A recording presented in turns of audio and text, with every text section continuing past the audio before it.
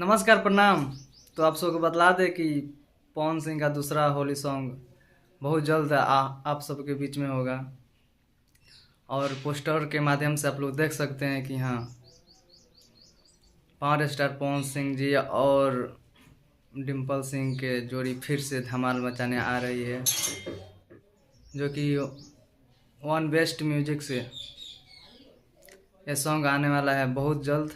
आप सबके बीच में ये सॉन्ग होगा और इस सॉन्ग का नाम है लहंगवा गिल कर देला।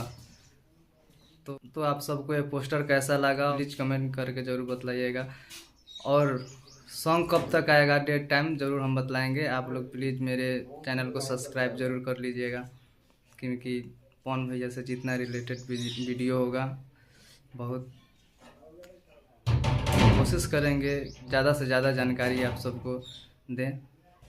तो ये सॉन्ग कैसा होगा आप लोग बतलाइएगा कि डिम्पल सिंह और पावर स्टार पवन सिंह जी का फिर से जोड़ी धमाल बचाएगा। तो मिलते हैं नेक्स्ट वीडियो में, तब तक के लिए नमस्कार, प्रणाम।